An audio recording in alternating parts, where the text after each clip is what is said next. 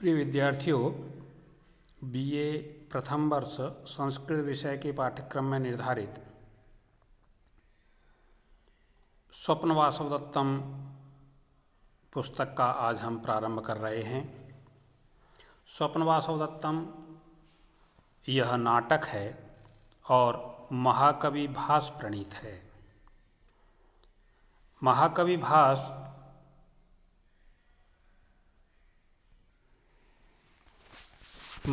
भास संस्कृत नाटक के प्रथम नाटककार माने जाते हैं।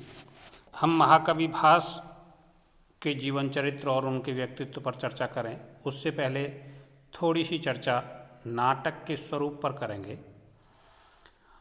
संस्कृत साहित्य में जो काव्य है उसके दो भेद माने जाते हैं, दृश्य काव्य और श्रव्य काव्य। जो श्रव्य काव्य है वह गद्य, पद्य और चंपू भेद से तीन प्रकार का होता है। उसमें गद्य साहित्य होता है, पद्य साहित्य होता है, और जिसमें गद्य और पद्य दोनों मिले हुए रहते हैं वह चंपू काव्य कहलाता है। और जो दृश्य काव्य है, दृश्य काव्य को रूपक कहते हैं। रूपक मुख्य रूप से रूपक और उपरूपक इन दो भागों में विभक्त रहते हैं।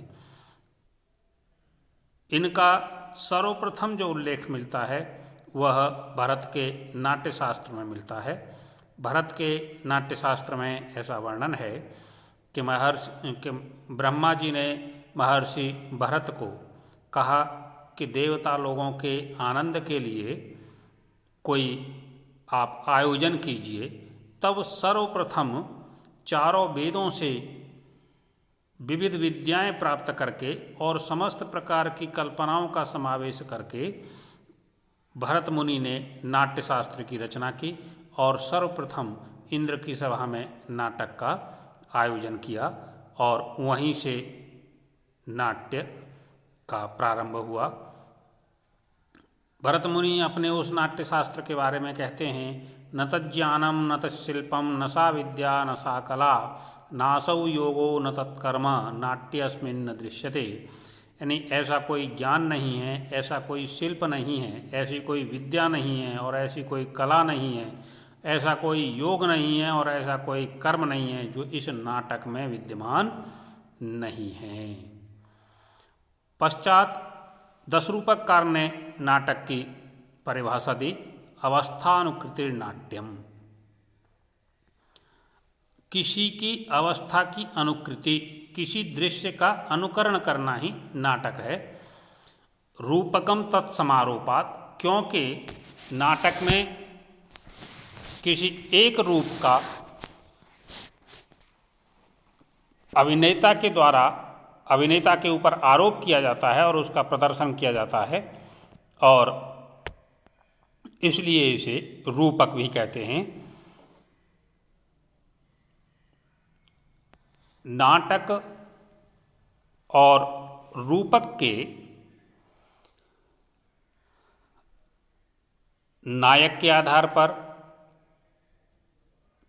प्रकृति के आधार पर, कथा वस्तु के आधार पर, नायिका के आधार पर, रस के आधार पर भेद किए जाते हैं।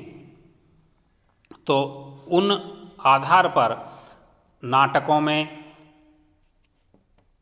नाटकों के 10 भेद हैं और 10 ही रूपक के 10 भेद हैं और उपरूपक के भी 10 भेद हैं। हम उसकी ज़्यादा चर्चा नहीं करेंगे। महाकवि भास संस्कृत साहित्य के सर्वप्राचीन कवि माने जाते हैं। सबसे पहले इन्होंने नाटकों की रचना की ऐसा माना जाता है।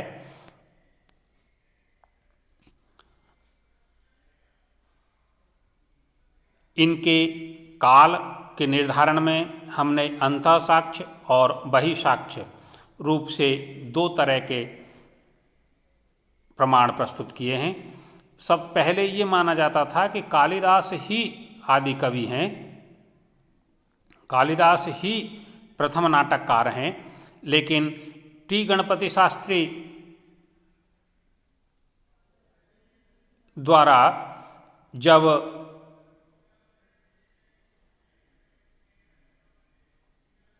भास नाटक चक्र का अन्वेषण किया गया और उन्हें स्थापित किया गया तो भास को संस्कृत साहित्य का प्रथम नाटककार माने जाने लगा।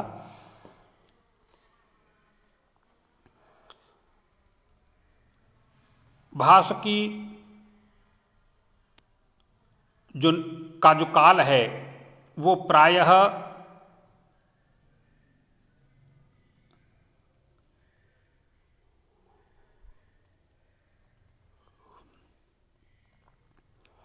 उस पर विद्वानों का मतभेद है और वह प्रायः चतुर्थ शताब्दी के आसपास माना जाता है।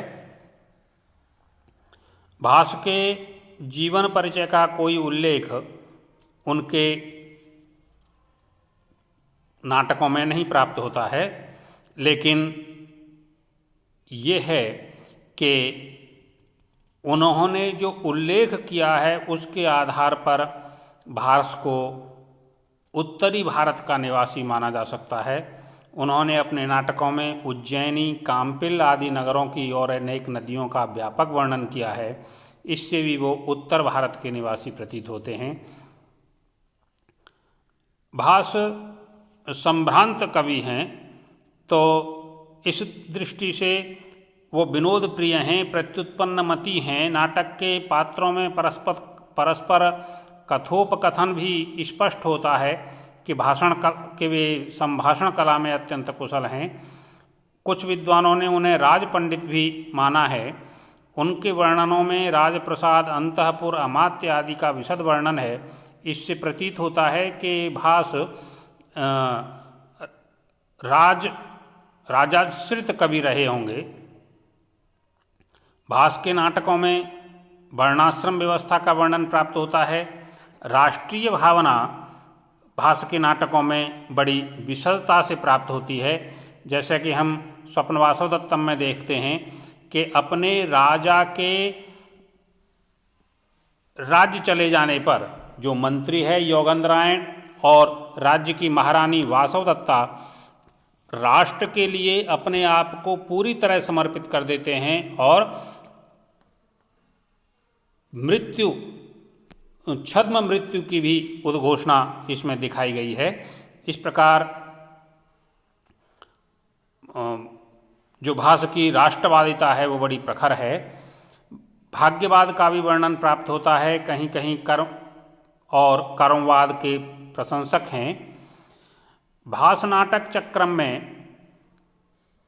कुल 13 नाटक प्राप्त होते हैं। टी गणपति शास्त्री ने 1909 में त्रावणकोर राज्य में इन नाटकों को प्राप्त किया। इनमें रामायण कथामूलक 2 नाटक हैं, अभिषेक नाटक और प्रतिमा नाटक। महाभारत कथामूलक 6 नाटक हैं, उरुभंगम, कर्णभारम, दूतघटोत्कचम, दूतवाक्यम, पंचरात्रम, मध्यम व्यायोगः। श्रीमद्भागवत कथामूलक 1 नाटक है, बालचरितम। और बृहत कथा मंजरी की कथा पर आधारित हैं अभिमारक, चारुदत्तम, प्रतिज्ञा योगेंद्रायण और स्वप्नवासव दत्तम। इनके सभी नाटकों का संक्षिप्त वर्णन हम यहाँ दे रहे हैं, आप उसे पढ़ सकते हैं। हमारा जो यहाँ पर मैं 2 नाटकों की चर्चा करना उचित समझूंगा। एक तो जो चारुदत्तम नाटक है वह प्रसिद्ध नाटक शूद्रक प्रणीत जो प्रसिद्ध नाटक मृक्षकटिकम है वह उसका मूल रूप है। उस नाटक पर ही शूद्रक की रचना का विस्तार प्राप्त होता है। और दूसरी अपनी मूल रचना है स्वप्नवासव दत्तम। स्वप्नवासव दत्तम नाटक में कुल 6 अंक हैं। या इसके साथ हमें प्रतिज्ञा योगेंद्रायण की भी चर्चा कर लेनी चाहिए, क्योंकि प्रतिज्ञा योगेंद्रायण और स्वप्न वासवदत्तम, ये दोनों नाटक कथानक की दृष्टि से जुड़े हुए हैं। प्रतिज्ञा योगेंद्रायण नाटक में 4 अंक हैं और इसमें वत्सराज उदयन द्वारा उज्जैनी के राजा प्रद्योत की कन्या वासवदत्ता के हरण की कथा का वर्णन है। उज्जैनी के नरेश प्रद्योत वत्सराज को छलपूर्वक बंदी बनाकर अपनी पुत्री वासवदत्ता को वीणा सिखाने के लिए अंतःपुर में रखते हैं।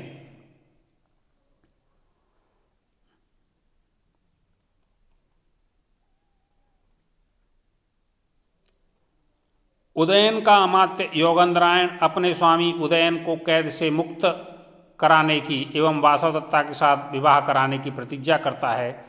अतः नाटक का नाम प्रतिज्ञा योगेंद्रायण है। जब योगेंद्रायण की योजना से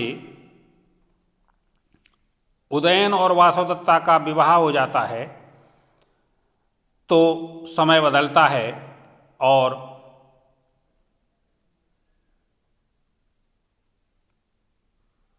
आगे की घटना का जो वर्णन है वो स्वप्न वासवदत्तम में है। स्वप्न वासवदत्तम नाटक में 6 अंक हैं। यह नाटक भास के नाटकों में सर्वश्रेष्ठ माना जाता है और कथा वस्तु की दृष्टि से यह प्रतिज्ञा योगेंद्रायण का शेष भाग है, अग्रिम भाग है। इसमें वत्सराज उदयन के अमात्य योगेंद्रायण के प्रयत्नों से शत्रु आरुणि द्वारा अपहृत वत्सराज की पुनः प्राप्ति का वर्णन है।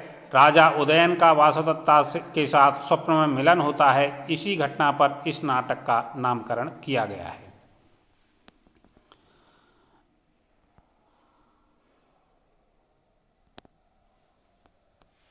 स्वप्न वासवदत्तम नाटक का जो नामकरण है उसमें स्वप्न वासवदत्तम नाटक में की जो कथा है उसमें 5वें अंक में एक दृश्य आता है जिसमें स्वप्न में उदयन का मिलन वासवदत्ता से होता है।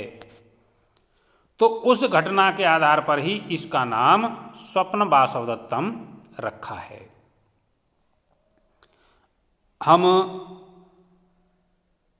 स्वप्न वासवदत्तम की कथा का वर्णन अगले वीडियो में करेंगे। आज ये सामान्य परिचय ही। धन्यवाद।